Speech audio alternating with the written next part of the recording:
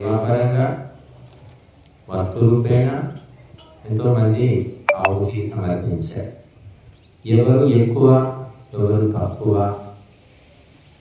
అనేది మనం చెప్పలేము.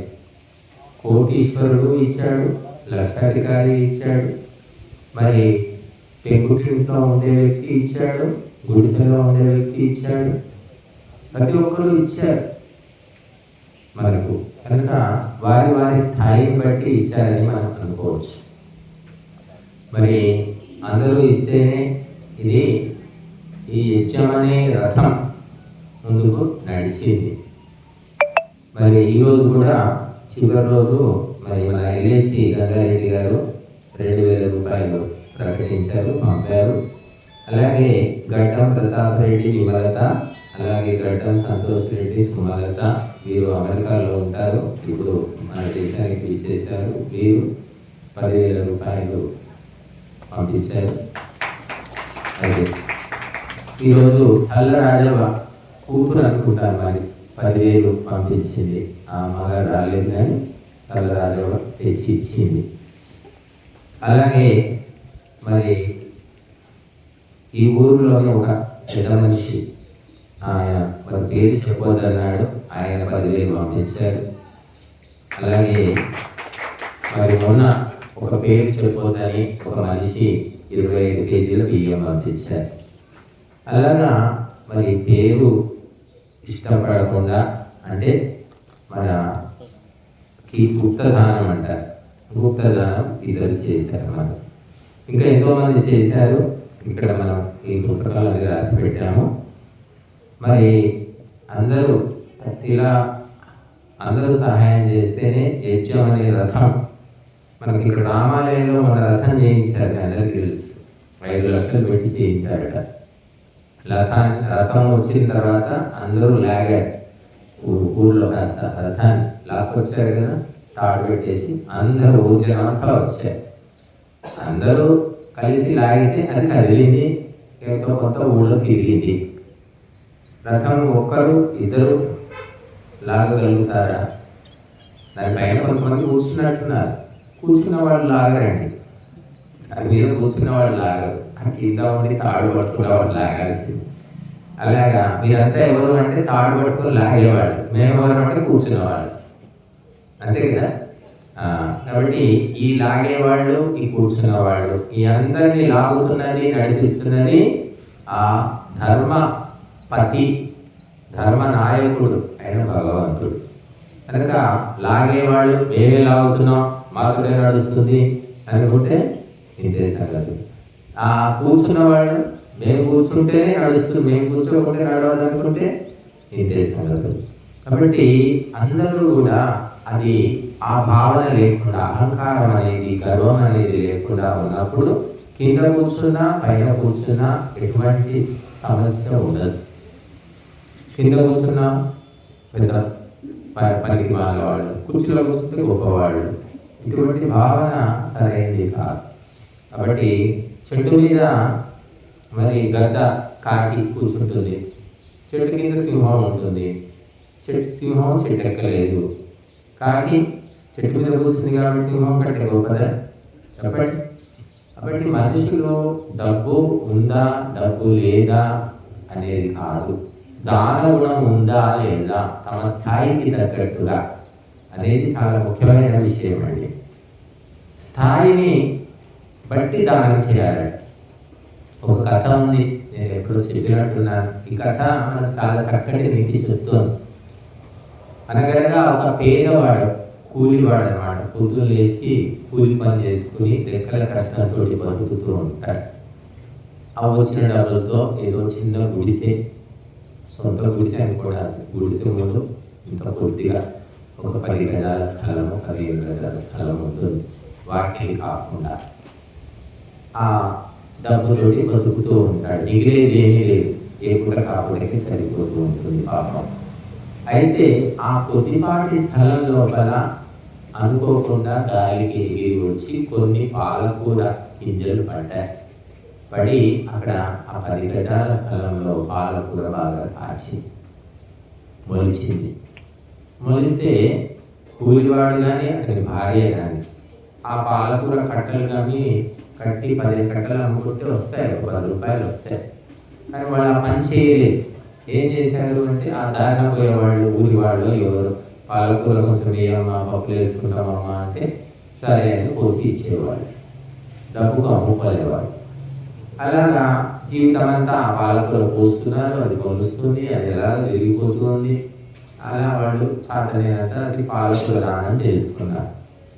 తర్వాత చనిపోయారు. చనిపోయిన తర్వాత ఆ పాలకూర దానం చేసినందుకు ఆ కూలివాడు ఏమయ్యాడు, జమీందారింట్లో పుట్టాడు.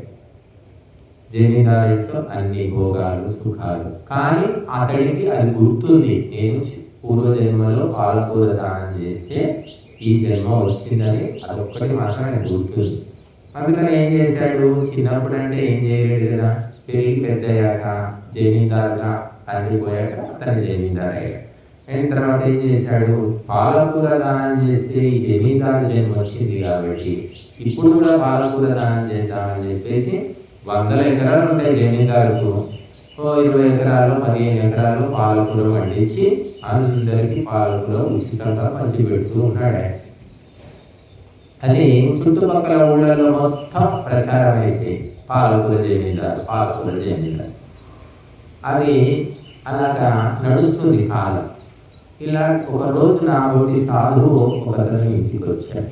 ఇంటికి వస్తే ఆయనకు వంట చేశారు, చక్కగా పాలకూర పప్పు, పాలకూర పచ్చడి చేశారు. అదే తప్పకుండా అన్నాడు, ఇంకా నా పాలకూరతోటే కదా ఈ జన్మ వచ్చింది, జమీందారుగా భోగాలు అనుభవిస్తుంది. అలా పెట్టిన తర్వాత తిన్న తర్వాత సాధువును అడిగాడు ఆ జమీందారు, అంతకు ఇంత అయితే ఇంతకు ఎంత అన్నాడు. ధర్మగర్భంగా అడిగాడు అన్నమాట. అయితే సాధువు దూరదృష్టితో చూసి తెలుసుకొని ఏమన్నాడంటే అంతకు ఇంత అయితే ఇంతకు అంతే అన్నాడు. అనేసరికి జమీందారు బిత్తరపోయాడు. అడిగాడు, ఏమిటి స్వామి, నేను ఇంత దానం చేస్తున్నాను, పాలకూర ఎకరాలు పండించి పంచిపెడుతున్నాను, మళ్ళీ నాకు అదే జన్మ వస్తుందంటారేమిటి, మళ్ళీ కూలివాడే పుడతానంటున్నారు ఏమిటి అంటాడు. అంటే అప్పుడు సాధువు చెప్తాడు, పిచ్చివాడా, అప్పుడు నువ్వు కూలివాడివి, గతి లేని పరిస్థితిలో ఉన్నావు. ఆ 10 గజాల స్థలంలో పండిన పాలకూర నిష్కామ భావంతో ఏ అపేక్ష లేకుండా అందరికీ నువ్వు అందించావు కాబట్టి ఆ పుణ్యఫలంగా ఈ జన్మ వచ్చింది. కానీ ఈ జన్మలో అంతకు మించి ఎంతో చేయగలుగుతావు, నీకు అష్టైశ్వర్యాలు ఉన్నాయి, అధికారం ఉంది, కానీ నువ్వు అదే పని చేస్తున్నావు, మళ్ళీ పాలకూరనే అమ్ముతున్నావు, పంచి పెడుతున్నావు, దానం చేస్తున్నావు, మరి నీకు అదే జన్మ వస్తుంది. కనుక నీ అధికారాన్ని ఉపయోగించుకొని గోదానం చెయ్యి, హాస్పిటల్ కట్టించు, లేకపోతే పాఠశాలలు కట్టించు, అనాథ శరణాలయాలు తెప్పించు, ఎన్నో మంచి పనులు చేయగలుగుతావు కదా, ఎందుకు చేయడం లేదు అంటే నీ స్థాయి పెరగలేదు, బుద్ధి స్థాయి పెరగలేదు. డబ్బు స్థాయి పెరిగింది, అధికారం పెరిగింది, వైభవం పెరిగింది, కానీ బుద్ధి స్థాయి అదే కూలి బుద్ధి ఉంది నీకు.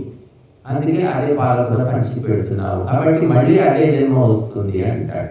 చాలా మంది అదే పని చేస్తున్నారు, నేను చాలా చోట్ల చూస్తున్నాను. ఒకప్పుడు పచ్చి పులుసు చింతకాయ తొక్కు పెట్టుకొని తిన్నవాళ్ళు కష్టాలు పడ్డారు పాపం. ఈ ఊళ్ళో కూడా మంది పొలం పని చేస్తున్నారు, పశువులు పెంచుకున్నారు, పైసా కూడబెట్టారు.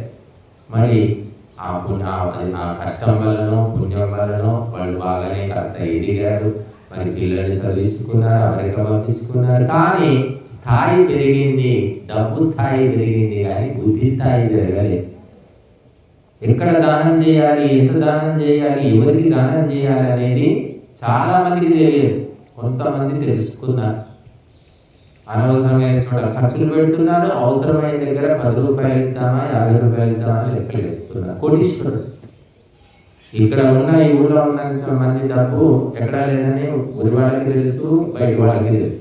మరి ఇక్కడ ఈ కార్యక్రమం జరగడానికి ఎంతమంది సహాయం చేస్తున్నారు అంటే కొంతమంది మాకు తెలిసి కొద్దిగా పరిచయం వాళ్ళే ఇస్తున్నారు, కొత్త వాళ్ళు రావట్లేదు. ఎందుకంటే సంస్కారం లేదు, బుద్ధి స్థాయి పెరగలేదు. డబ్బు ఉంది, బుద్ధి స్థాయి లేనప్పుడు ఏం చేస్తాం? కాబట్టి బుద్ధి స్థాయి పెంచుకోవాలి. ఎప్పుడో మనం పచ్చి పులుసు తినామని ఇప్పుడు కూడా పచ్చి పులుసు ఎవరు తింటున్నారు? ఎవరు తినట్లేదు. కాబట్టి దాన గుణం కూడా మనతో పాటుగా పెరగాలి. దాన గుణం పెరగకుండా మనము రకరకాల భోజనాలు తింటున్నాం, బట్టలు రకరకాల బట్టలు వేసుకుంటున్నాం, సంవత్సరానికి ఒకసారి కారు మార్చేస్తున్నాం, లేదా కొత్త కార్లు కొనుక్కుంటున్నాం, 4 ఇళ్ళు ఉన్నాయి. కానీ దాన గుణం ఎక్కడ ఉందంటే అదే పరిస్థితి, అదే 50 రూపాయలు ఇచ్చి దాన్ని పెడుతున్నాం అంటే నీకు మళ్ళీ పాత జన్మలు, పాత పరిస్థితే తప్పదన్నమాట. కాబట్టి ధర్మ కార్యాల లోపల ఎవరైనా సరే వాళ్ళ స్థాయిని బట్టి దానం చేయాలి. ఇప్పుడు మేమున్నాం, మైక్ పట్టుకొని గంటసేపు కాదు 2 గంటలు 4 గంటలు కూడా నేను చెప్తాను.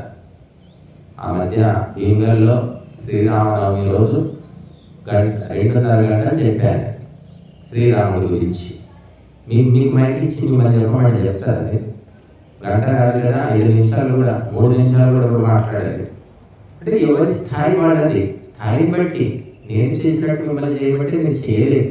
మరి కోటీశ్వరులు, లక్షాధికారులు ఏం చేస్తున్నారంటే డబ్బులన్నీ మూటలు కట్టి తీసుకెళ్ళి హుండీలో పారేస్తున్నారు. తిరుపతి హుండీలో, శ్రీశైలం హుండీలో, యాదగిరిగుట్ట హుండీలో. ఇక్కడ ఈ గ్రామంలో స్థానికంగా గుడులున్నాయి, బడులున్నాయి, అనాథ శరణాలయం ఉంటుంది, రోడ్డు మీద వృద్ధాశ్రమం ఉంది, ఇది ఒక ఆశ్రమం ఉంది. ఇక్కడ స్థానికంగా సహాయం చేస్తే ఇవన్నీ డెవలప్ అవుతాయి కదా. ఏమి చేయరు, ఇక్కడ సహాయం చేయరు, ఎక్కడికో తీసుకెళ్ళి డబ్బులు వేసి వస్తున్నారు. ఈ గుడి అలాగే ఉంటుంది, ఈ ఆశ్రమం ఇలాగే ఉంటుంది, అనాథ శరణాలయం అలాగే ఉంటుంది. ఇంకా 20 ఏళ్ళైనా 30 ఏళ్ళైనా ఏం డెవలప్మెంట్ ఉండదు. ఎందుకంటే స్థానికంగా సహాయం లేదు. ఇవి పనికి మారలేవి, వీటికి గుర్తింపు లేదు. ఎక్కడో వెళ్తున్నారు, మొక్కుతున్నారు, వేస్తున్నారు. ఇక్కడ మొక్కుకోండి, ఇక్కడ మొక్కుకున్నా మీ దగ్గర ధర్మం ఉంటే అది గెలుస్తుంది, నిలుస్తుంది. కాబట్టి ఎన్నో గుడులు, ఎన్నో గుళ్ళ లోపల ఎన్నేళ్ళు గడిచినా అవే గోడలు, అవే స్తంభాలు, ఏమీ ఎదుగుబోదుగు ఉండదు. ఎందుకంటే అందరికీ తిరుపతి దేవుడే కావాలి.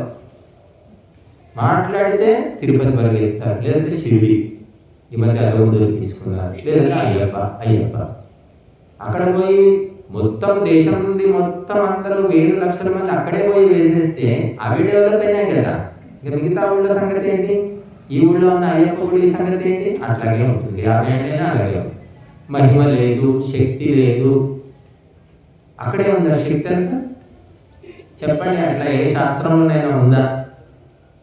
కాబట్టి పని పాట లేదు, పరిగెత్తడమే.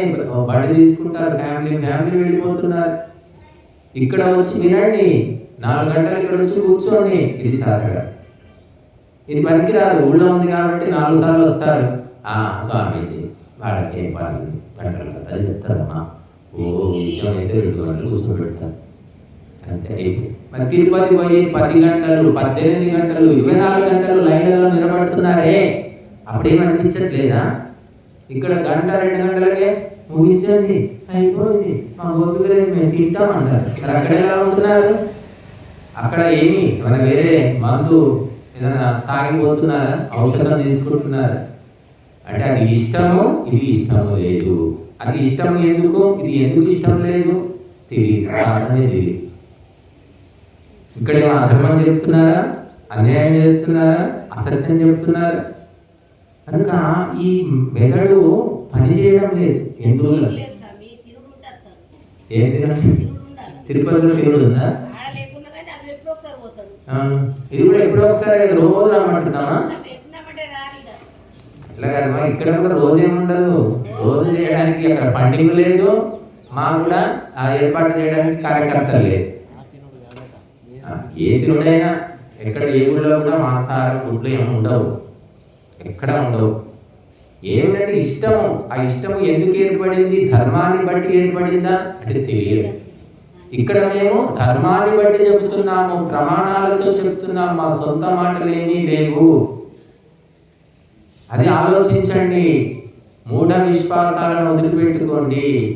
మన పక్కనే ఉన్నంత మాత్రాన పనికిమాలింది అవుతుందా? కాబట్టి మనిషి విలువ తెలుసుకోవడం లేదు. విలువ తెలుసుకోవడానికి ప్రమాణాలు లేవు. అందుకే ఎక్కడికో వెళుతున్నారు, వస్తున్నారు, మళ్ళీ పరిస్థితుల్లో మార్పేమీ లేదు. శాంతి లేదు, సుఖం లేదు, సామరస్యం లేదు, ఆరోగ్యం లేదు, ఆయుష్ లేదు, ఏది లేదు. అందుకే ధర్మాచరణ చేయండి అని చెప్తున్నాను. ఇక్కడ నేను చెప్పేది ఏమీ లేదు. ధర్మాన్ని మేము ఆచరిస్తున్నాము, మీరు కూడా గృహస్థులు కాబట్టి మీ వంతుగా ఎంతో కొంత చేసుకోండి. అప్పుడే జీవితంలో సుఖశాంతులు ఉంటాయి. పిల్లలంతా ఎటు పోతున్నారు, ఏమవుతున్నారు సార్? ఎవరి పిల్లల మీద వాళ్ళ కంట్రోల్ లేదు. పెద్దవాళ్ళ గురించి నేను చెప్పట్లేదు, చిన్న పిల్లలు కూడా ఎవరు కంట్రోల్లో లేదు. స్కూల్కి పోయాలంటే వాడే మనకు గురువు అయి కూర్చుంటున్నాడు. స్కూల్కి పోయేమైనా మారుతాడేమో అనుకుంటే వాడు ఇంకా వదిలిపోయి నక్కపోయి తోడేలాగా చూస్తున్నాడు. వాడు భరించలేకపోతున్నారు ఆ ఒక పిల్లవాడిని, ఇద్దరు పిల్లల్ని కూడా. అందుకే ఎందుకు ఇదంతా అంటే ఒకటే కారణం, సంస్కారం లేకపోవడము. సంస్కారం ఎక్కడ దొరుకుతుంది? అమ్ముతారా, కొనుక్కోవచ్చా, బదులు ఇస్తారా, అప్పులు ఇస్తారా అంటే అట్లా వచ్చేది కాదమ్మా. సంస్కారం రావాలంటే ధర్మ కార్యాల్లో పాల్గొనాలి, దైవ చింతన చేయాలి, సహకరించాలి, తోడ్పడాలి. యజ్ఞశాల ఎందుకుంది అంటే మనిషిని దేవతగా మార్చే కర్మాగారం అని చెప్పారు. ఇక్కడికి మనిషి వస్తాడు, వస్తూ వస్తూ క్రమంగా దేవతగా దివ్య గుణాలతో అతడు విరాజిల్లుతాడు, మారిపోతాడు, మార్పు వస్తుంది, తనకే తెలియదు, క్రమంగా మారిపోతాడు. కనుక యజ్ఞశాలలో మనము వచ్చి సమయాన్ని అందుకోసమే ఏం చేశాం, భోజనాలు కూడా ఏర్పాటు చేస్తాం. మధ్యాహ్నం భోజనం, రాత్రికి భోజనం, ఉదయం కూడా ఇంకా ఎక్కువ మంది వస్తే టిఫిన్ పెట్టేవాళ్ళు. ఇంటి దగ్గర వండుకుంటూ ఎన్ని గంటల సమయం అవుతుందో లెక్క వేశారు ఎప్పుడైనా మీరు? పొద్దున టిఫిన్ చేయడానికి ఎంత సమయం పడుతుంది, మధ్యాహ్నం భోజనానికి ఎంత సమయం పడుతుంది, రాత్రి ఇంచుమించు 5 గంటలైనా పడుతుంది అనుకుంటున్నాను. ఇక్కడ మేము ఒక పూట వండుకుంటేనే మాకే 2 గంటలు పడుతుంది. ఇంకా కొద్దిగా అన్నము పప్పు వండుకోవడానికి 5-6 గంటలు. ఆ సమయం మిగిలిపోయింది కదా, ఇక్కడ భోజనం ఉంది, తినండి వినండి అని చెప్తున్నాం మేము. మీరు తినండి, మీ ఫ్యామిలీ ఎవరు వచ్చినా పర్వాలేదు. ఇచ్చేవాడు ఎవడో, తినేవారు ఎవరు, ఎవరికి బాకి మనకు తెలియదు. మనిషి జీవితం అంతా ఈ తిండి కోసం పాపులాటలోనే గడిచిపోతుంది. సంపాదించుకోవడం, తినడం అంటే ఏదో ఆయిలు కసలు ఆకులను తింటే సమస్య ఉండకపోయేది. అసలు బోలెడు సమయం లేదు. వండుకోవాలంటే మళ్ళీ కొలత ప్రకారం ఉండాలి, చూడాలి, మళ్ళీ కడగాలి, తోమాలి, సర్దాలి, ఎన్ని పనులు ఉంటాయి.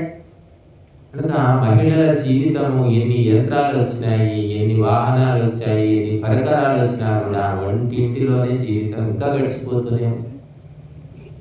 కాబట్టి ఈ సమస్య ఉండకుండా అందరూ వచ్చి ఇక్కడ తిని విని ఎంతో కొంత బుద్ధిని శుద్ధి చేసుకొని తమ జీవితాలను తాము చక్కదిద్దుకోవాలని ఆలోచనతోటి ఇవన్నీ చేస్తున్నాం. ప్రతి ఇంట్లోకి మేము వచ్చి బాగు చేయలేం. ప్రతి ఇంట్లోకి ఏ పోలీసు వస్తాడు, ఏ గవర్నమెంట్ వస్తుంది, ఏ పార్టీ వాళ్ళు వస్తారు చెప్పండి. ప్రతి ఇంట్లో కాపలా కాస్తారా, బాగు చేస్తారు. ఎవరికి వాళ్ళు బాగు చేసుకోవడానికి అవసరమైనటువంటి పరిజ్ఞానము ఇక్కడ మేము అందిస్తున్నాం. కనుక మీరందరూ కూడా ఇంతటితో అయిపోయినది కాకుండా అప్పుడప్పుడైనా వస్తూ ఉండండి. అలాగే ప్రతి పౌర్ణమి రోజు మనము ఇక్కడ విశేషంగా యజ్ఞ కార్యక్రమం చేస్తున్నాము. అలాగే భజనలు, ప్రవచనము, భోజనం కూడా ఏర్పాటు చేస్తున్నాం. 3 ఏళ్ళుగా జరుగుతూ ఉన్న కార్యక్రమం ఇది. కాబట్టి ఎక్కువ సంఖ్యలో రండి. వచ్చి ఇక్కడ తినడం ఎలాగో ఇంట్లో అయినా తప్పదు, ఇక్కడైనా తప్పదు, కానీ వినడం అనేది మాత్రమే ఇక్కడ ఒక ప్రత్యేకమైన విషయం. అంటే వింటూ ఎంతో మంది బాగుపడతారు. మేము కూడా విన్నాం, మామూలుగా వెళ్ళేది వేల గంటలు, లక్షల గంటలు వింటూనే ఉన్నాం. విన్నదే ఇక్కడ పలుకుతున్నది, ఇక్కడ నిండితే ఈ నోటి నుంచి వస్తుంది. కాబట్టి 2 చెవులతో విను, ఒక నాలుకతో మాట్లాడు. బట్టి అందరూ కూడా మహిళా వాళ్ళు కానీ పురుషులు కానీ ఎంతో మంది వ్యర్థంగా జీవితం చేసుకుంటున్నారు. వారి ఇక్కడికి వచ్చి ఈ సేవా కార్యక్రమాలను వినియోగించుకొని బాగుపడడమే మాకు ఇచ్చే నిజమైనటువంటి దక్షిణ. మేము బాగుపడ్డామండి మీ దయ వల్ల, మీరు చెప్పిన 4 మాటలు విని చాలా మంచి జరిగింది అని మాకు వచ్చి చెబితే సంతోషం, చెప్పకుండా పర్వాలేదు. చెబితే మాకు కూడా ఇప్పుడు ఈరోజు చెప్పింది మణిమ చెప్పింది, స్వామి మొన్న ఈ పళ్ళ నొప్పి దొడనంతా వచ్చింది 10 రోజుల కింద. వస్తే ఏదో మాకు తెలిసిన వైద్యం మందులు ఇచ్చాం, బాగా అయిపోయిందట. అదే డాక్టర్ దగ్గరికి వెళ్తే ఎక్కడ ఉన్నాడో ఆ పలానా డాక్టర్ ఎక్కడ ఉన్నాడో అంటే మాకు తెలిసింది చెప్తాం, తెలియకుండా మేము కూడా పలానా డాక్టర్ దగ్గరికి పోండి, మాకు కూడా ఇంత లోతుగా తెలియదని చెప్తాం. అలాగా ఏదో ఒక మంచి ఏదో ఒక లాభం జరుగుతూనే ఉంటుంది. ఇక్కడికి వచ్చి నష్టపోయిన వాళ్ళు ఎప్పుడు ఉండరండి, గుర్తుపెట్టుకోండి. స్వాముల దగ్గరికి వచ్చి నష్టపోయిన వాళ్ళు ఉండరు, దొంగ స్వాముల దగ్గరికి పోతే నష్టపోతారు. చాలాసార్లు చెప్పాం, దొంగ స్వాములు దొంగ బాబాలు చేస్తున్న పనులు ఏంటి, వాళ్ళు ఏమి చెప్పరమ్మా. మొక్కడము, బొట్లు పెట్టడము, నిమ్మకాయలు ఇవ్వడము, ఇంకేవో చేస్తారు తప్ప ఇలా గంటలు గంటలు ఎవరు చెప్పరు మీకు. అలా చెప్పితే ఉపదేశిస్తే వాడు గొప్ప స్వామి. చెప్పేది ఏమి లేదు, తమాషా, మ్యాజిక్, ఇంద్రజాలం ఏం చేసుకుంటూ గడిపేస్తున్నారు జీవితం. మీరు పోతారు, పాపం మొక్కుతారు, వస్తారు, ఏమి లాభం ఉండదు, జీవితంలో మార్పే ఉండదు. ఒక రాయికి మొక్కినా ఒకటే, ఆ స్వామికి మొక్కినా ఒకటే, ఏం చెప్పేది లేదు కదా. ఇప్పుడు మీ పిల్లలు నా స్కూల్ పంపుతున్నారు, 6 టీచర్లు 6 క్లాసులు చెప్పగా వాడు మారుతున్నాడు. టీచర్లు లేరు, చెప్పరు, స్కూల్ పంపండి అంటే పంపుతారా? ఎలా పోతామండి, చెప్పకుండా వాడు ఎట్లా అని అంటారు. మరి చెప్పని స్వామీజీ దగ్గరికి ఎందుకు పోతున్నారు, ఎందుకు మాకు మంచి జరుగుతుందండి, వాళ్ళు ఆశీర్వదిస్తే మంచి జరుగుతుంది. మరి ఆశీర్వదిస్తే మంచి జరిగితే పని చేయకండి, తిరిగి కూర్చోండి, మరి ఊరికే మొక్కిరండి. పని చేయకుండా ఎవరు కట్టుకుని ఉండదు. కాబట్టి ఆశీర్వాదం ఏమిటి, ప్రేరణ, అది ఒక శక్తి. కానీ కష్టపడకుండా ఎవరికి జీవితం గడవదు, ముందుకు పోదు. కాబట్టి ఇలాంటి పనికి వలన ఈ దొంగ స్వామీజీలు జమైపోయి హిందూ మతమే సర్వనాశనం అయిపోతుంది.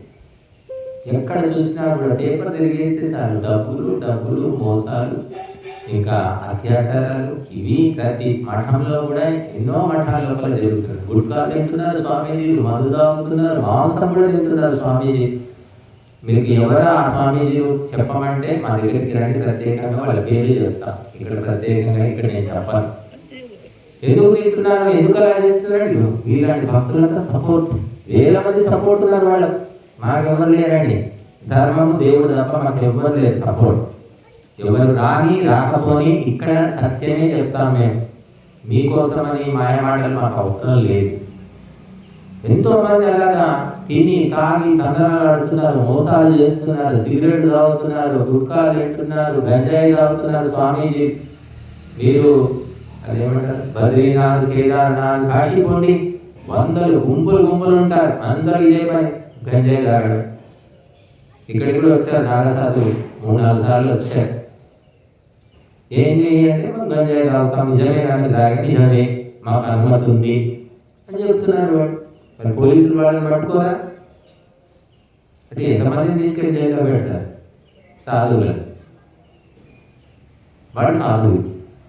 కాబట్టి నువ్వు పవిత్రంగా, నువ్వు శుద్ధంగా ఉండు, ఇతరులను పవిత్రంగా చెయ్యి, ఇతరులను శుద్ధిగా ఉంచు, నీ జీవితాన్ని బాగు చేసుకో, ఇతరుల జీవితాన్ని బాగు చేయి అని చెప్పేవాడు సాధువులు అంటారు శాస్త్ర ప్రకారం. నువ్వు చెడిపోయి, నువ్వు భ్రష్టుడు అయి అందరినీ భ్రష్టు పట్టిస్తే వాడు సాధువా, వాడు సన్యాసి? చెప్పండి, ఆలోచించండి. ఎవరికి పడితే వాడికి మోకడమే మోకడం.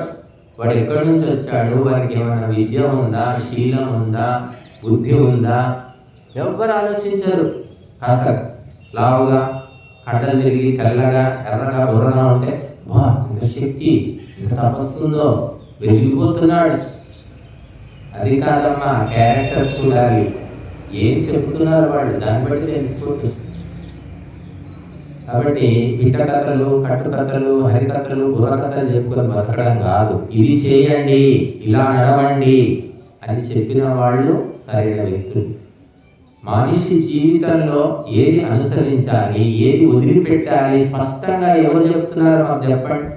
యూట్యూబ్ తీయండి, బోలెడు మంది ఉన్నారు, ప్రవచనాలు చెప్తున్నారు. గుంపులో గోవింద, ముసుగులో గుద్దులాట, వాళ్ళు ఎన్ని గంటలు విన్నా ఏం అర్థం కాదు. ఇది చేయాలి, ఇది చేసి తీరాలి అని స్పష్టత లేదు. మాంసాహారం మానేయాలి ఎట్టి పరిస్థితుల్లో చెప్తారా ఎవరు? మీరు తినేకున్నారమ్మా, తినాలి, తినకుంటే ఎట్లా? మీరు తినడమ్మా, తినండి అని మానేద్దామని ఎవరైనా మాలాంటి వాళ్ళు చెబితే విని బుద్ధి వచ్చిన వాళ్ళకు కూడా లేదు లేదు మీరు తినాల్సిందేనమ్మా అని ఇంకా పాడుమాటని చెప్పి స్వామీజీలు ఆ యూట్యూబ్లో బోలడం అది ఉన్నారు. మీరు వ్యక్తిగతంగా వస్తే మీకు అన్ని చూపిస్తాం. అందులో పెద్ద పేర్లు ఉన్నాయి వాళ్ళకి, మాకంటే పెద్ద పేరు, మాకంటే పేరు లేవు, ఊరు లేవు, వాళ్ళకి మామూలు పేరు లేవు. కానీ వాళ్ళు చెప్పేదంతా కూడా పైన పటారం లోన లోటారు, స్పష్టత లేదు. ఏది ధర్మము ఏది అధర్మం అనేది ఎప్పుడు స్పష్టంగా చెప్తామో అప్పుడు మనిషిలో మార్పు వస్తుంది. దొంగతనం చేయొద్దు అని తల్లి చెప్తుంది. కొడుకు స్కూల్కి పోయి వచ్చేటప్పుడు పెన్సిల్ తీసుకొస్తాడు, పెన్ను తీసుకొస్తాడు. ఎక్కడిదా అంటే పక్కవాడిని తీసుకొచ్చాడు. పక్కవాడు తీసుకొస్తాడు, తప్పు కదా, మళ్ళీ వాడికి ఇచ్చేయని తల్లి చెప్తుందా? దొంగతనం చేయదని చెప్పింది, మరి ఇది దొంగతనం కాదు చెప్పదు. అంటే దొంగతనం చేయదని చెప్పడం అది వేరు, తన వ్యక్తిగతంగా వచ్చేసరికి తన కొడుకు మాత్రం చెప్పదన్నమాట. అటువంటి తల్లులు, అటువంటి స్వాములు ఈనాడు ఉన్నారు. కాబట్టి మన వింటున్నాం, ఈరోజు చెప్పారు మోర్తాడు నుంచి వచ్చారు 10 మంది. మోర్తాడులో 2 హిందువులను 40 మంది ముస్లింలు చిత్రకారారట. ఎందుకు ఇలా జరుగుతుంది చెప్పండి? ఎవరికి ధర్మం తెలియదు, ధైర్యం లేదు. ధర్మం తెలిస్తేనే ధైర్యం వస్తుందండి. కండలు పెంచితే ధైర్యం రాదు, హార్లెక్స్ బోర్మిట తాగితే ధైర్యం రాదు. మీరు ధర్మం ఏంటో స్పష్టంగా తెలుసుకొని ఆచరించండి. మీరు 100 కాదు, 1000 కాదు, 1,00,000 కాదు, ఊరంతటిని ఎదిరించగలుగుతారు. ఈ ఊరు వదిలేసి ఇంకెక్కడైనా కూడా బతకగలుగుతారు. ధర్మం తెలియని వాళ్ళు పిరికి వాళ్ళలాగా తల వంచుకొని బతకవలసి వస్తుంది. ఈనాడు హిందువుల పరిస్థితి అదే. ఏది ధర్మమో ఎవరికీ తెలియదు. ఎందుకంటే ఈ స్వామీజీలు, ఈ ప్రవచనకాలంతో సొల్లు కబుర్లు చెప్పుకొని బతుకుతున్నారు తప్ప ఈ స్పష్టత అనేది లేదు. ఇది వేదం చెప్తుంది, ఇది ధర్మము, ఇంతే, ఇలాగే చేసి తీరవలసిందే అని చెబితే మార్పు వస్తుంది. ఏమి చెప్పేది ఏమేది, ఇది కరెక్టే, అది కరెక్టే, అది కరెక్టే, ఏమైనా చేసుకోండి, ఎలాగైనా ఉండండి, మీ పుట్టుకే అది, మీ కులమే అది. ఇంకా కొంతమంది చెప్తున్నారు గడపలోనే కులం, గడప దాటితే హిందువులం. గడపలో కులమా? గడప దాటితే హిందువులా? కులం అనేది ఉందా? ఎక్కడైనా వేదంలో శబ్దం ఉందా? ఎక్కడ నుంచి వచ్చింది కులం? ఎన్నో విషయాలు ఉన్నాయి. పునాది లేదు, మూలము లేదు, గాలి మాటలు అన్నమాట. మనమందరం కూడా మానవులము అని చెప్తుంది వేదం. మనమంటే భారతీయుల సంగతి కాదమ్మా, ప్రపంచంలో ఉన్న వాళ్ళందరూ మానవులు. మానవులు కాకుండా వేరే జీవులు ఉన్నాయి. అవన్నీ ఏమిటి? అన్నీ కలిసి అందరం కూడా ఆత్మలము. కాబట్టి నువ్వు ఏ ప్రాణిని హింస చేయకు. నువ్వు ఒక ప్రాణిని, నీకు ఆత్మ ఉంది, మిగతా శరీరాల్లో కూడా ఆత్మ ఉన్నది. వాటిని చంపడానికి నువ్వు పుట్టలేదు. నువ్వు పుట్టింది ఎందుకు? స్వర్గాన్ని, మోక్షాన్ని సాధించడానికి, పరమానందాన్ని పొందడానికి అనే సత్యం ఎవరు చెప్తున్నారు? రాముడు మాంసాహారి, కృష్ణుడు మాంసాహారి అని చెప్తున్నారు ప్రవచనకారులు. చూసారా మీరు యూట్యూబ్లో? గొప్ప పేరు పొందిన పండితులు వాళ్ళు. ఎక్కడుంది రామాయణంలో? మా దగ్గర 3 భాగాలు ఉంది రామాయణం. ఎక్కడుంది చెప్పండి? నోటికి వచ్చింది అడవైన తిండి తిని పేరుతున్నారు వాళ్ళు, పేరు మహాపండితులు. కాబట్టి దీనివల్ల ప్రజల్లో గల సరైనటువంటి అవగాహన ఉండదు. ఏదో అయినా ఏదో చెప్తుంటాడు, ఏది నిజమో ఏదో అబద్ధమో, ఎందుకు మనకి, ఎందుకు ఉన్నట్లుంటే అయిపోయింది కదా అనుకుంటారు. అందువల్ల హిందూ సమాజంలో వికాసము లేదు, ఉన్నతి లేదు, ధైర్యము లేదు, బలము లేదు. నీకు జాతకం బాగలేదు, నీకు గ్రహాలు బాగలేవు, నీ పుట్టుకే బాగలేదు, నీకు అదే ముహూర్తం బాగలేదు, ఇది బాగలేదని చెప్పి చెప్పి పీడించి మానసిక బలహీనలను చేసి రోగిష్ఠులుగా మార్చేస్తున్నారు. అమావాస్య మంచిది కాదు. ఈరోజు అమావాస్య కదా, అవతరించాం అందరికీ తెలుసు. అమావాస్య మంచిది కాదు, చెడ్డ రోజు, అశుభం. తమిళనాడు ఉండమ్మా, తమిళనాడులో అమావాస్య మంచి రోజు. మరి తమిళనాడు వాళ్ళు హిందువులు కాదా? వాళ్ళు మనుషులు కాదా? వాళ్ళు భారతీయులు కాదా? వాళ్ళు ఎందుకు నమ్ముతున్నారు?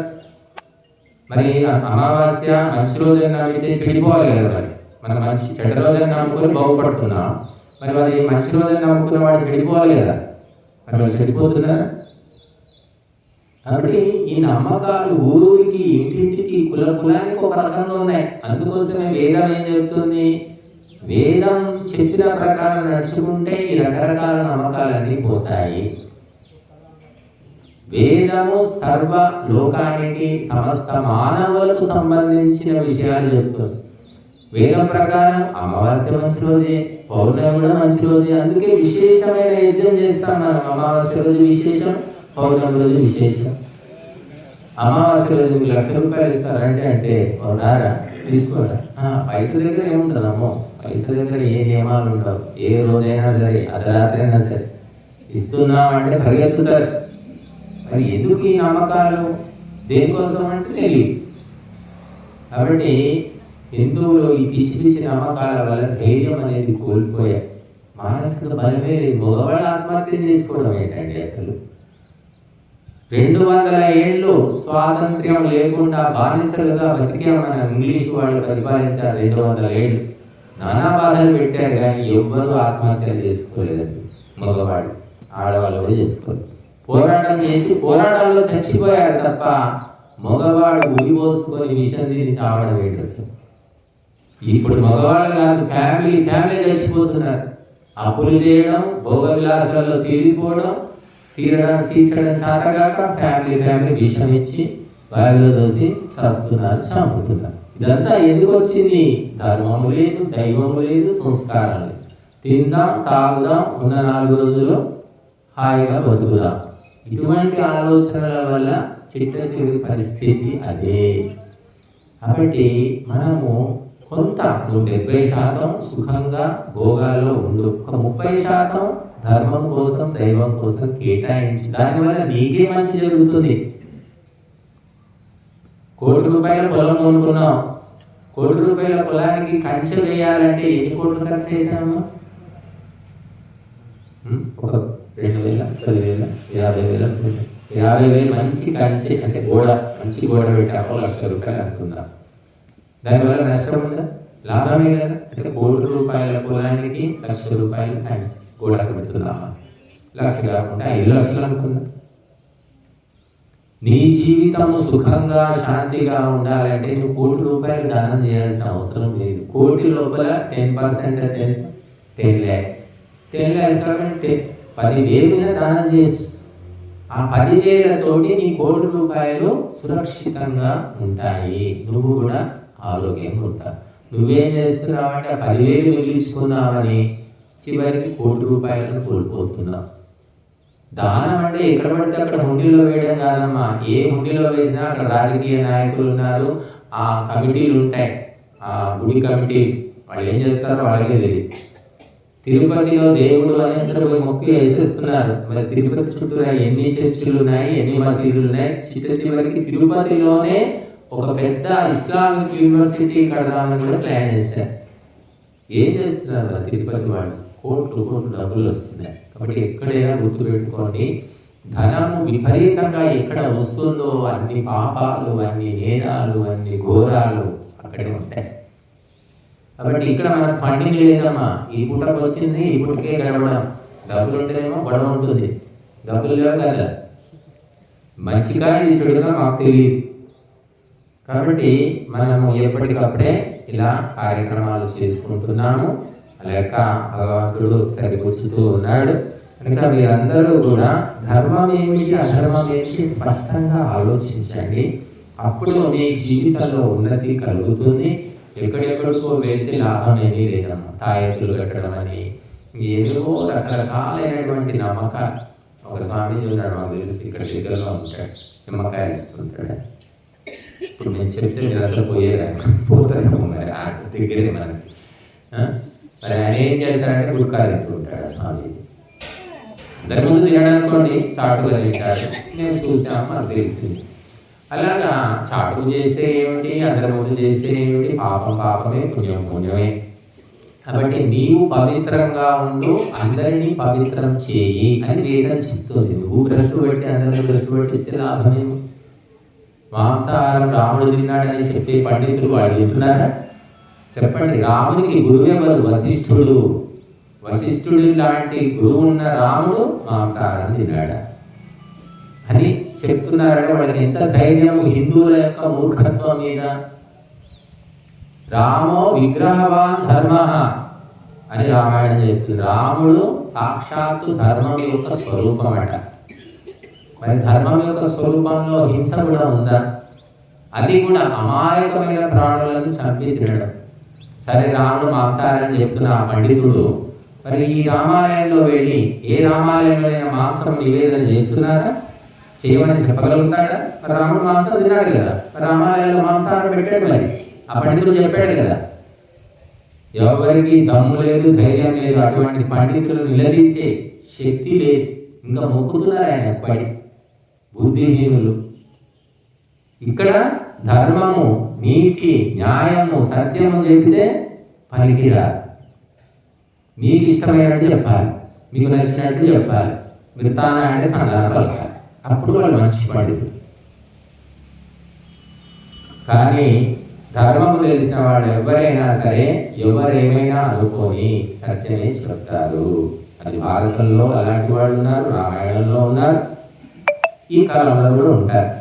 కాబట్టి మనము ధర్మానికి అనుకూలంగా మారడానికి ప్రయత్నం చేయాలి తప్ప ధర్మాన్ని మనకు అనుకూలంగా మార్చుకోకూడదు. ఇది ఒక్కటి తెలుసుకోండి. కాబట్టి మీరందరూ కూడా అప్పుడు ఇప్పుడు వస్తూ క్రమక్రమంగా తెలుసుకుంటారు. ఒక రోజులో ఎవరు పండితులు గారు, ఒక రోజులో ఎవరు ధార్మికులు కూడా కాదు. చాలా సమయం పడుతుంది. కానీ తప్పకుండా మీరు పండితులు కాకపోవచ్చు, కానీ ధార్మికులు కాగలుగుతారు. పండితులు కావాలంటే విద్య కావాలి, శాస్త్రాలు చదవాలి, ఇవన్నీ. కానీ ధార్మికుడు కావడానికి దాని అవసరం లేదండి. ధర్మాచరణ ఎవరైనా చేయవచ్చు. కాబట్టి రామాయణం ఒక్కటి చాలండి. ఈ వేదాలు, ఉపనిషత్తులు, భగవద్గీత ఇవన్నీ కూడా అవసరం లేదు. సామాన్యమైన వ్యక్తి కేవలం రాముని యొక్క చరిత్ర చదివి తన జీవితాన్ని బాగు చేసుకోగలుగుతాడు. నేను అందుకే చెప్తుంటా, రామాలయంలో రామనవమికి పిలవండి అయ్యా, మేము వచ్చి రాముడి గురించి చెప్తాం, రామాయణం చెప్తామంటే అందులో పిలవరు కూడా పిలవరు. అలా ఉంది నిర్లక్ష్యం. ఒక్కరోజు కాదు, వారం రోజులు చెప్తామని చెప్పారు. మొత్తం రామాయణంలో ధర్మం అనేది ఎంతో సూక్ష్మంగా చెప్పారని చెప్పాలంటే బోలెడు ఉన్నాయి. రాముడు అడవికి పోతున్నాడు, పినతల్లి బొమ్మని చెప్పింది. రాముడు ఒక్కడనే బొమ్మని కదా, ఇంకెవరో వెంట బొమ్మని తీసుకోమని చెప్పలేదు కదా. కానీ సీత బయలుదేరింది. సీత అంటే భార్య, తప్పనిసరి అనుకుని బయలుదేరింది. లక్ష్మణుడు ఆయనకి పోయే కాలం వచ్చింది, రాముడు వెంట పోతాను బయలుదేరారు. తమ్ముడు పినతల్లి చెప్పలేదు కదా, ఒంటరిగా నువ్వు వెళ్ళవయ్యా అడుగుకో అని చెప్పింది. ఎందుకు వెళ్ళారు? సీత ఎందుకు వెళ్ళింది? రాముడు ఎందుకు, లక్ష్మణుడు ఎందుకు వెళ్ళాడు? ఆలోచించారు ఎప్పుడే? సీత పతి ఎక్కడ ఉంటే భర్త ఎక్కడ ఉంటే భార్య అక్కడే ఉండాలి. కాబట్టి భర్త మీద ప్రేమ ఉంది కాబట్టి ఆమె వెళ్ళింది. అన్న అంటే ప్రేమ ఉంది కాబట్టి లక్ష్మణుడు పోయాడు. ప్రేమతోటి వెళ్ళారు వాళ్ళు. ఇదేదో బరువు, ఇదేదో తలనొప్పి తద్దినం మాకే పట్టుకునేది పోలేవాళ్ళు. ఏడ్చుకుంటూ పోలేదు, సంతోషంగా పోయారు, సంతోషంగానే ఉంటారు. ప్రేమ అనేది ఉన్నప్పుడు కష్టాల్లో కూడా తోడుగా ఉంటారు. ఇలాంటి ప్రేమ ఉందా? భార్య మీద భర్తకు ఉందా? భర్త మీద భార్యకు ఉందా? ఎంతమందికి ఉంది? ఈ మధ్య కాలంలో కొత్తగా పెళ్ళైన వాడు చిన్న వాటికి విడాకులు తీసుకుంటున్నారు, పోలీస్ స్టేషన్లకు వెళ్తున్నారు, పంచాయతీలు పెట్టుకుంటున్నారు. ఎందుకంటే రామాయణమే తెలియదు వాళ్ళ జీవితాలు. ఆ రామాయణం సక్రమంగా తెలిస్తే అందరి జీవితాలు బాగుంటాయి. చిన్నప్పుడు వినేవాళ్ళం రేడియోలో రాముడి గురించి ఎన్నో పాటలు. అందాల రాముడు ఇందీవర శ్యాముడు ఇనకులాభి సోముడు ఎందువలన దేవుడు, ఇలాంటి పాటలు ఎన్నో వినేవాళ్ళం మనం. ఇప్పుడు అటువంటి పాటలు లేవు, వినేవాళ్ళు లేవు, అవి ఎక్కడున్నాయో కూడా తెలియదు. సంస్కారం అన్నమాట. ఒక పాట, ఒక మాట, ఒక నాటకం, ఈ రూపంలో ఒక సంస్కారం ఉండేది. భార్య భర్త ఎంత తగువ పడ్డా కూడా ఇది విడిపోకూడదు, ఇది పాపము అనుకునేవాడు. పాపమే అది. ఈనాటి పాపమే చట్టమైపోయింది. విడాకులు తీసుకునేయడానికి మంత్రాలు లేవండి, విడాకులు తీసుకొని ఏ ధర్మగ్రంథంలో లేదు. ఒకసారి కట్టుకున్నామంటే నీ కర్మ అనుభవించు. అందుకే చేసుకోవడానికి ముందు 1000 సార్లు ఆలోచించండి. చేసుకున్న తర్వాత విడిపోవడానికి ఒకసారి కూడా ఆలోచించవద్దు. ఇది వైదిక ధర్మం. దిగడానికి ముందే ఆలోచించుకోను, ఇన్ఫర్మేషన్ తెచ్చుకో, డిటెక్టివ్లను పెట్టుకుంటావు, ఏమైనా పెట్టుకో, కరెక్ట్ విషయాలు తెలుసుకో, అతని క్యారెక్టర్ తెలుసుకో, ఫ్యామిలీ గురించి తెలుసుకో, కానీ చేసుకున్న తర్వాత వదిలిపెట్టవచ్చు అన్నారు. అంటే అది మన పరంపర. కాబట్టి మీరందరూ కూడా మన ఈ వైదిక ఆశ్రమాల్లో చెప్పేవన్నీ కూడా మన పరంపరకు సంప్రదాయానికి అనుకూలమైన విషయాలే ఉంటాయి తప్ప ఇక్కడ మరి సొంత కబుర్లు ఏమీ ఉండవు, మా సొంత మాటలు ఏమీ ఉండవు. కాబట్టి మీరందరూ కూడా వచ్చి పాల్గొని సహకరించి మీరు బాగుపడండి, ఇతరులకు తెలియజేయండి. మనకు ఇలాంటి కార్యక్రమాలు చేయడానికి మరి మానవ సహాయం కూడా కావాలి, అది కూడా మనుషులు ఉంటేనే అవుతుంది. కాబట్టి మీరు దయచేసి ఇక్కడ నేను ఒక విజ్ఞప్తి చేస్తున్నా ఈ అందరికీ కూడా, భవిష్యత్తులో మేము చేయబోయే కార్యక్రమాలకు మేము సహకరిస్తాం. సహకరించడం అంటే డబ్బు రూపంలో కావచ్చు, సేవ రూపంలో కావచ్చు, వస్తు రూపంలో కావచ్చు, ఏదైనా సహకరిస్తాం అనుకునే వాళ్ళు దయచేసి మీ పేరు ఇవ్వండి. ప్రత్యేకంగా ఈ డైరీలో మన కంకణం రాజేష్ గారు రాసుకుంటారు. మేము వస్తామండి, సమయం ఇస్తాము, లేదా సేవ చేస్తాము, లేదా డబ్బులు ఇస్తాము, ఏదో ఒకటి, ఏది చేయకపోయినా వచ్చి కూర్చుంటామండి అనేవాళ్ళు అటెండెన్స్ వాళ్ళైనా పర్లేదు. అలాంటి వాళ్ళు మాకు ఈ డైరీలో మీ పేరు, మీ ఫోన్ నెంబర్ ఇవ్వండి. మేము ఏదైనా కార్యక్రమం పెట్టుకున్నప్పుడు మీ అందరికీ కూడా సూచనలు ఇస్తాము. మరి అందరూ లేకపోతే ఈ రామరథం, ఈ యజ్ఞరథం కదలదు, ఈ తాడు లాగాల్సిందే. కాబట్టి మీ అందరికీ ధన్యవాదాలు. ఈ కార్యక్రమంలో మరి అమ్మగారు సుజాత ఆ రోజు వెనక ముందు వచ్చి ఆయన సేవ చేసింది. ఇంకా కొంతమంది ఎవరెవరో వచ్చారు, మరి ఎక్కడ పోయినా అక్కడ రాజేష్ గారు 10 రోజులుగా ఉంటూ ఆయన వంతు సేవ చేశారు. అలాగే లక్ష్మమ్మ కూడా వచ్చింది, ఆమె తన వంతు తాను చేస్తుంది. అలాగే శివతేజ, అలాగే చాలామంది మరి తమకు చాతనైంది చేసి ఇది చెయ్యాలి, ఇది నువ్వే చేయాలి, నువ్వు చేసి తీరాలని ఒత్తిడి ఏం లేదండి. ఎవరికి చేతనైంది వాళ్ళు చేసుకుంటూ పోతున్నారు, ఎవరు ఎవరిని ఇబ్బంది పెట్టడం లేదు. అంతా ప్రేమతోటి మనం ధర్మం కోసం చేసుకుంటామనే భావనతో చేస్తున్నారు. ఎవరిని ఎవరు మనము శాసించకూడదు. నువ్వు చేస్తావా, చేయి, నువ్వే చేయాలి అని అంటే కుదరదు. అప్పుడు ఓ రోజు ఓపికంటే చేస్తారు, ఓ రోజు చేయకపోవచ్చు. కాబట్టి చేసిన వాళ్ళు, ఈరోజు చేసిన వాళ్ళు రేపు కూడా చేయాలని లేదు. ఇప్పుడు మనమేముంది, ఇంతకుముందు చాలాసార్లు వచ్చి చేసింది, అనారోగ్యం అయిందట, 10 రోజుల నుంచి అనేలేదు, ఈరోజు ఫోన్ చేసి వచ్చింది ఈరోజు. కాబట్టి సేవ చేస్తేనే లేనప్పుడు చేయండి, వచ్చినప్పుడల్లా చేయాలని ఏమీ లేదు, మీ ఆరోగ్యాన్ని బట్టి, పరిస్థితులు బట్టి. కానీ మనం ఏదో రకంగా సహాయం చేయాలి అని భావించడం మంచిది. ఏ చేయకపోయినా మౌనంగా కూర్చొని వింటే కూడా మంచిదే.